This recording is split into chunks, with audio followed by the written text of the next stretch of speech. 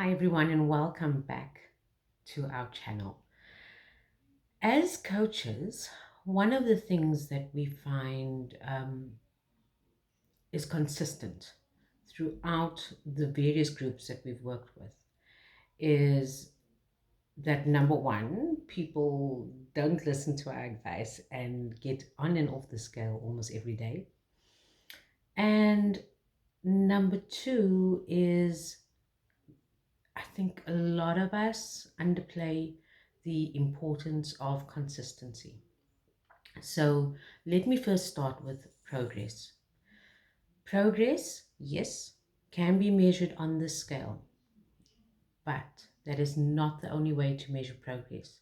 Progress can be measured in many other ways. The way that your clothes fit you, your underwear, um, you might not see it in the mirror. And this is why we recommend that people take a front view and a side view photo before they start the challenge. Because when you compare week on week, you will start seeing a difference. My phone is exceptionally full of photos that I've taken of myself because there are moments where you feel like you're not seeing a difference, where you are putting in the work, you are working really hard at staying consistent and you're not seeing any difference.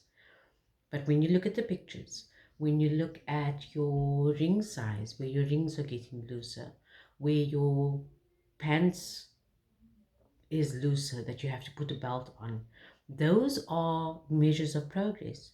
Being able to run when you were maybe only able to walk for exercise, being able to complete a really good brisk walk without being completely winded. All of those things are progress. Your blood sugar levels normalizing, those are progress. The tape measure has a big influence on whether or not you can see whether you have been consistent. We've seen it in previous challenges where members submit their weekly centimeter and kilogram changes week on week, and you can clearly 100% see who has been consistent with their plan just based on centimeters alone. When they enter their centimeters lost for week one, centimeters lost for week two, week three, and week four, you can see in which week they strayed slightly off plan. So don't only rely on the scale. Progress really does mean a whole lot more than that. But consistency is how we get there. So consistency does not mean perfection. It doesn't mean perfection because nobody is perfect. It also doesn't mean such severe rigidity and restriction to the point of where you um, go completely overboard. One day when you say, oh, screw it, I'm going to do what I want to do. Consistency means, for some people, it's a 90-10 principle. For others, it's 80-20, that 80% of the time they will stay on track, 20% they won't. And in a way, I understand that, but I also wonder if the whole language around staying on track is not negative, because it has a connotation of saying, I'm doing something different, I'm doing something for a set period of time. This is a lifestyle, right? So staying on track, I don't know. My personal approach is I say I follow a ketogenic lifestyle. That means I follow a ketogenic diet. And it's not a weight loss diet because that's different. That's when you're in a calorie deficit.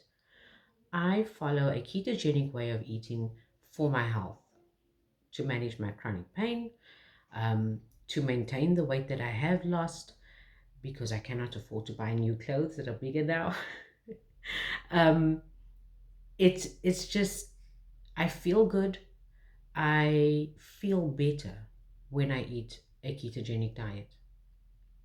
Now, following a ketogenic diet doesn't mean that I will not have something that is carb heavy or sugar heavy at a special occasion as a treat. I don't say cheat. because cheating has a negative connotation as well. I think you hear where I'm going with this. It's all about the way that you think about it, the way that you talk about it. What I will say is, in my first month, actually in the first 6 weeks of going keto, I did not go off the schedule that I had set for myself. I had a plan that I had set for myself. I weighed and measured everything, and I made sure that my body had gotten used to this way of eating. And then it was my daughter's birthday. We went out. I ate, I think it was pizza or something. And I felt horrible afterwards. And I was like, okay, I enjoyed the pizza with her. I enjoyed celebrating her birthday. But it's not something I'm going to be doing every Friday night anymore. And then I figured out how to make keto pizza. And so now we can have it every Friday night. Being consistent means that you are giving yourself discipline. You are teaching yourself that you don't need to eat everything on your plate the way our mothers told us we should. You can keep it for leftover. We are learning discipline in terms of the number of hours we are eating. So intermittent fasting is a useful tool for weight loss. But when we are on this program, what we are helping you to achieve is consistency. So trying to find loopholes, trying to find ways of going around the program that has been set for you. While it is natural to want to do it, try to avoid doing that. You will only have yourself to thank. You're going into your first weekend now of the challenge, and that means there are going to be some temptations. Your routine will be different, your environment might be different. Do what you need to do to make sure that you are able to be consistent on your plan. And if you're not sure, ask one of your coaches and we can try and help. This is 28 days, it's not the rest of your life. We're helping you to set up and set those good habits that you can take forward. On Monday, you will then be able to measure your progress both on the scale, with a photograph, and with your tape measure, which is the most important one. I hope that this helps a little bit. And it is linked to a blog post where I do speak a little bit more extensively about it, and why consistency and different ways of measuring progress really do make a difference if you have a long journey ahead of you.